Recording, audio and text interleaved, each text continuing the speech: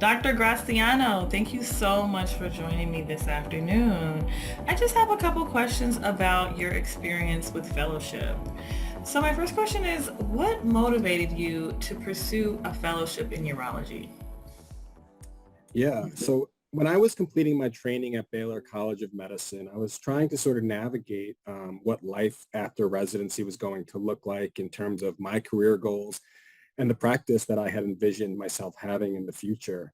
I felt that fellowship training was essential to help keep my options open, and it provided me the opportunity to pursue both a career in private practice or potentially a more academically focused position. What was your area of focus and how did you make that decision? So I did a fellowship in sexual medicine and prosthetic urology with Dr. Brian Christine, a physician at Urology Centers of Alabama. And I chose this field because I wanted to be able to better provide comprehensive sexual health care to my patients. Unfortunately, sexual health in this country is still often very overlooked. It's often ignored even by physicians.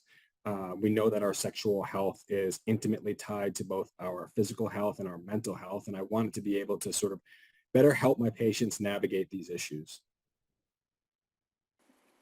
Can you tell us about your fellowship experience? Were the hours, workload the same as residency? Yeah, so again, I spent the year training with Dr. Christine. He's one of the leading experts in the field of sexual medicine. He is a private practice urologist with Urology Centers of Alabama in Birmingham, Alabama.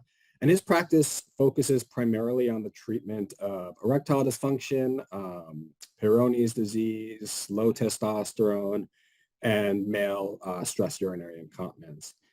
And so in terms of the hours, I would say it was significantly less demanding than residency training. In a standard week, it would consist of about 2 to 3 days of clinic, seeing anywhere from 20 to 30 patients per day, and 2 OR days consisting usually of around 5 cases per day. Our clinic days would typically wrap up around 5:30 p.m. and operating days typically, you could expect them to conclude by around 6 p.m. or so. Interesting. So, were you involved in teaching residents?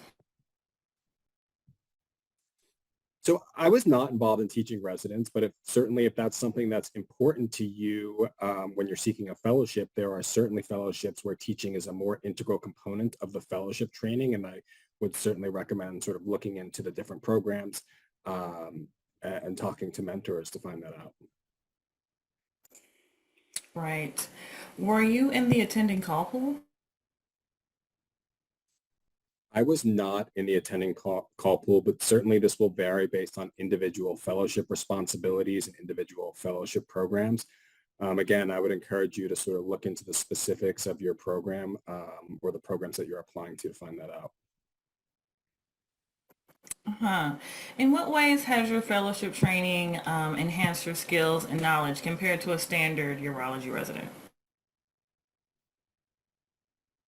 So I think fellowship in general, it provides a unique opportunity to sort of hone your surgical skills and enhance your clinical decision making, especially when it comes to complex cases that you may not have had the opportunity to manage in independently in residency. A fellowship can also offer you new research opportunities and new mentorships. It can offer you lifelong connections that will be important throughout your career. Your fellowship training can also help you carve out your niche within your field and enhance your brand as a future leading expert within your specific subspecialty. That's great. How do you believe your fellowship has positively impacted your patient care as well as outcomes in urology practice?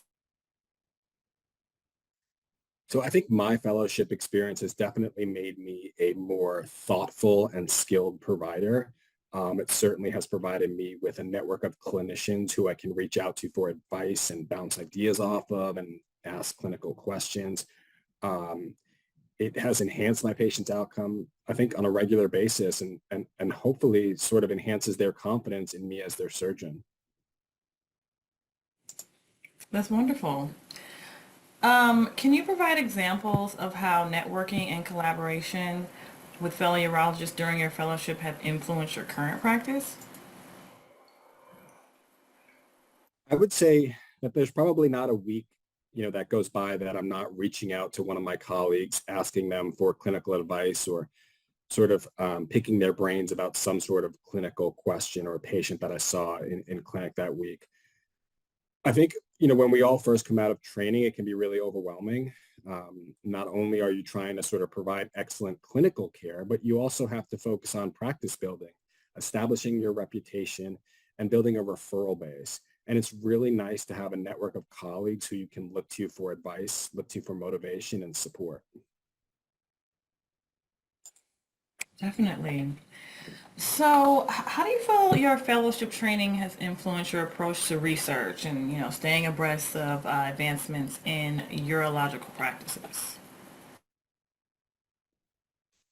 For me, fellowship definitely increased my exposure to research opportunities. Not only is there typically more time to focus on your research interests when compared to residency training, but because of the fewer clinical responsibilities, typically you have more time to attend national meetings, more time to publish, more time to present your work.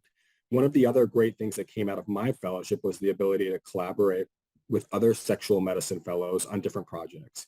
Again, this also helps to create a network of physicians who have similar clinical interests to you, who will become lifelong colleagues, mentors, and friends. Great. Looking back, would you make the same choice to pursue a fellowship? Yeah, I mean, I absolutely have no regrets in my decision to pursue fellowship. I loved my time with Dr. Christine and my year that I spent at the Urology Centers of Alabama. I really enjoy what I do. I love my patients. I love my practice that I built. I continue to find excitement in the field of sexual medicine, and certainly it's a privilege to be able to provide care to my patients. Definitely. Lastly, what advice would you offer to urology residents considering fellowship training?